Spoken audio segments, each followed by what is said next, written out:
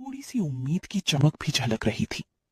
उस रात भोला राम ने ठंडी हवा और बूंदाबांदी के बीच अपना काम किया। उसकी हथेलियों में छाले पड़ गए, लेकिन उसके दिल में एक ही बात थी, गरीब का सहारा पेड़ बनकर आया है, अब इसे ही घर बनाना होगा। भोला राम की मेहनत दिन रात जारी थी। कभी वो रस्सी से लकड़ियां बांधता, कभी बांस की खपचियों को जोड़ता, कभी कभी बारिश फिर से आ जाती तो सब गीला हो जाता। लेकिन भोला राम रुकता नहीं था। पूरा एक हफ्ता लग गया। आखिरकार उसने पेड़ पर एक छोटा सा घर बना ही लिया।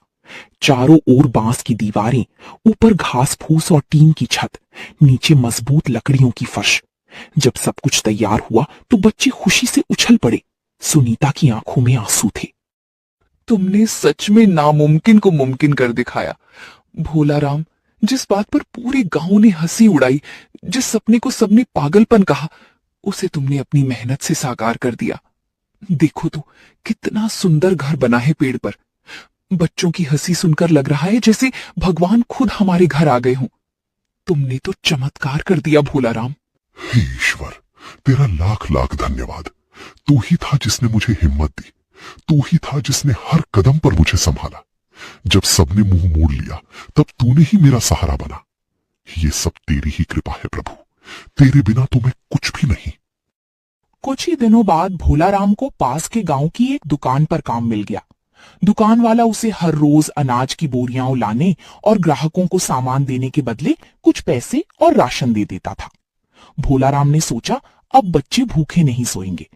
गांव में धीरे धीरे उसके पेड़ पर बने घर की चर्चा फैलने लगी। लोग दूर दूर से आकर उसका घर देखने लगे। कोई कहता, क्या दिमाग लगाया है भोला राम ने। कोई कहता, ये तो महान आदमी है। लेकिन उसका पड़ोसी रघुवीर चुप था। रघुवीर के मन में आग लग गई थी।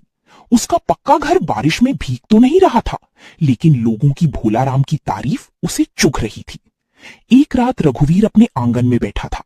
उसका दोस्त हरिपाल आया और बोला, क्या रे रघुवीर, क्या सोच रहा है? कब से चुपचाप खड़ा है, क्या बात है? भोला राम समझता है बड़ा होशियार है। देखो तो कैसे पेड़ पर घर बनाकर पूरे गांव की तारीफें बटोर रहा है। सब उसके मुरीद बने फिर रहे हैं, जैसे उसने कोई बड़ा कारनामा कर दिया हो। हाँ, पर मैं देखता हूं कब तक टिकता है उसका ये घर। पेड़ पर घर रहेगा ही नहीं तो तारीफ किस बात की होगी। एक दिन आंधी आएगी या मैं ही कुछ कर दूंगा, तब देखूंगा कैसे उड़ता है उसका घमंड। सब उसकी मेहनत को भूल जाएंगे। जब उसका घर ही नहीं बचेगा तब हंसी आएगी मुझे, बहुत हंसी आएगी। क्या करेगा अब तू रघुवीर? भोला राम ने तो सच में सबको दिखा दिया कि वो कुछ भी कर सकता है। पूरा गांव उसकी तारीफ कर रहा है। तू चुप क्यों बैठा है? बाप क्या सोच रहा है? क्या करूंगा? आग लगा दूंगा उसके घर में। हाँ, पेड़ पर बने उस घर में आग लगा दूंगा। तब देखूंगा कैसे रहता है वो पेड़ पर, कैसे बचाता है अपने बच्चों को। सब उसकी तारीफ कर रहे हैं ना, तब करेंगे जब देखेंगे उसका घर जलकर राख हो गया। उसकी वो मुस्कुराहट, उसका वो घमंड, सब राख हो जाएगा। मैं चैन से तभी सोऊंगा जब उसकी आंखों में डर देखूंगा और उसकी आंखों से बहते आंसू देखूंगा। हरिपाल डर के मारे चुप हो गया, लेकिन रघुवीर की आंखों में जलन का शैतान नाच रहा था। उसके मन में अब एक ही सोच थी, भोला राम को नीचा दिखाना है, चाहे कुछ भी करना पड़े। रात का समय था। आसमान में बादल घिरने लगे थे। ठंडी हवा के झोंकों से पेड़ हिल रहा था। भोला राम अपने पेड़ के घर में सोया था। बच्चे और सुनीता भी चैन की नींद सो रही थी। लेकिन उसी समय उसका पड़ोसी रघुवीर हाथ में मशाल लिए चुपचाप पेड़ की ओर बढ़ रहा था। आज इसे सबक सिखा ही दूंगा। बहुत उछल रहा है ये भोला राम। सोचता है कि पेड़ पर घर बना के कोई बड़ा कारनामा कर दिया। सब लोग भी इसकी तारीफ में लगे हैं। कोई नहीं देखता कि असली ताकत किसमें है। लेकिन आज रात के बाद सब जान जाएंगे।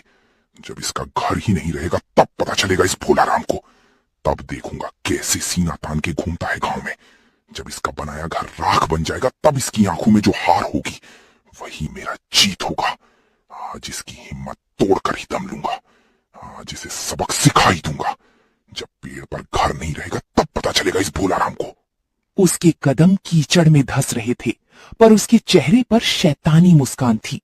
वो जैसे ही पेड़ के पास पहुंचा, मशाल को जलाने आने ही वाला था कि अचानक आसमान गरजा, जोर की हवा चली और देखते ही देखते मूसलाधार बारिश शुरू हो गई। मशाल की आग बुझ गई। रघुवीर हक्का बक्का रह गया। उसके कपड़े भीग गए, हाथ से मशाल गिर पड़ी। वो बदहवास सा चारों ओर देखने लगा। तभी पीछे से हरिपाल की आवाज आई, रघुवीर क्या कर रहे हो? रघुवीर पलटा, देखा हरिपाल के साथ गांव के कई लोग भीगते हुए खड़े थे। उनके चेहरों पर गुस्सा था। धनेश्वर बोला, हम सबने सुन लिया। रघुवीर हरिपाल ने हमें सब बता दिया है। तुम्हारे दिल में इतनी नफरत है, इतने जहर भरे ख्याल आते हैं तुम्हारे मन में। एक गरीब आदमी जो अपनी मेहनत से पेड़ पर घर बनाकर अपने बच्चों को बचा रहा है, उसका घर जलाने आए हो? जरा भी शर्म नहीं आई तुम्हें? सोचो, अगर तुम्हारे बच्चों के सिर से भी छत छीन जाए तो कैसा लगेगा तुम्हें? इंसानियत खत्म हो गई है क्या तुम्हारे अंदर?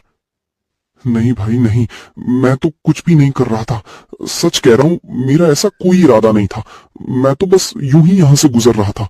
मुझे माफ कर दीजिए भैया। मैं कसम खाता हूं आगे से ऐसा कुछ नहीं करूंगा। भैया मुझे माफ कर दीजिए। लेकिन गांव वाले सब जान चुके थे। अगले ही दिन पंचायत बैठी। गांव के बुजुर्ग रामधनी बाबा ने फैसला सुनाया। रघुवीर, तुम्हारे जैसे लोगों की वजह से ही गांव में भाईचारा खत्म हो रहा है, इंसानियत खत्म हो रही है। सोचो, भगवान ने जिस पेड़ को उसकी रक्षा के लिए बनाया, तुम उसी में आग लगाने जा रहे थे। भगवान के बनाए घर में आग लगाने का पाप तुम्हें जीवन भर चैन से नहीं जीने देता। पंचायत का फैसला सुन लो। तुम भोला राम से माफी मांगोगे और अगले 1 साल तक गांव के हर गरीब के खेत में मुफ्त मजदूरी करोगे, ताकि तुम्हारे अंदर का घमंड और ये जलन खत्म हो सके। तभी तुम्हें समझ आएगा कि मेहनत क्या होती है और किसी का दर्द क्या होता है। भोला राम, मुझे माफ कर दो। मुझसे बहुत बड़ी गलती देखो हो गई। भाइयों देखो, मुझे समझ नहीं आया कि मैं मेहनत और क्या कर दिमाग रहा का था। कितना मुझे सुंदर मेल माफ है। कर दो। मैं वादा ये करता भोला हूँ राम आगे है से जिसके कभी पास किसी ना का बुरा पैसा नहीं था, सोचूंगा। ना बड़ा घर, ना ही रघुवीर, किसी का सहारा। जलन छोड़ देगा तो लेकिन तेरा देखो जीवन तो भी इसने आसान हो हार नहीं जाएगा। मानी।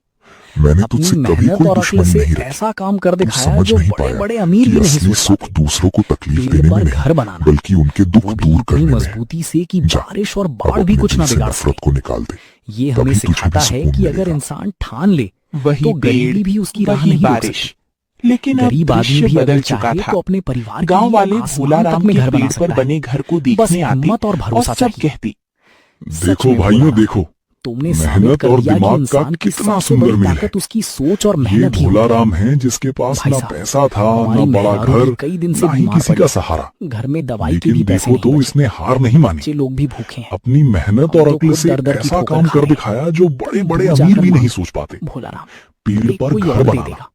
वो हमारे भी पास इतनी इस बार मजबूती सच से में कि कुछ नहीं बचा। बारिश और बाढ़ भी कुछ ना और बिगाड़ बिगड़ सके। जाए, तुझे तो ये आदत हमें है मांग कर सिखाता खाने है की। कि अगर तू इंसान गरीब ठान जो ले है, तो मुझे गरीबी तो भी लगता उसकी है राह नहीं कि रोक गरीबी सकती। के कारण ही तुझे कोई गरीब उधार आदमी नहीं भी देगा। अगर चाहे तो अगर अपने तुझे परिवार हमने के पैसे लिए दे भी आसमान दिए तक में घर तो बना तू सकता है। लौटाएगा कैसे? बस तेरे हिम्मत पास और तो कोई भरोसा काम भी चाहिए। नहीं है।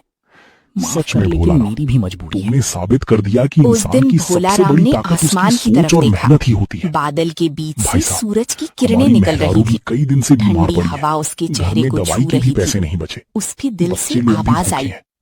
हम तो खुद दर दर की ठोकर खा रहे हैं। सच में तूने दूर गरीब का जाकर साथ मांग। दिया। भोला राम, जब पूरी देख, कोई दुनिया और ने दे मुझसे देगा। मुंह मोड़ लिया, हमारे पास इस जब बार अपने सच भी में कुछ नहीं पराये बचा। बन गए, और जब तेरा किसी क्या ने है? एक तुझे मुट्ठी तो आटा आदत है देने मांग से कर भी खाने की। इनकार कर दिया, तू गरीब जो है, तब भी तूने मेरा मुझे हाथ तो नहीं लगता है छोड़ा। तेरी गरीब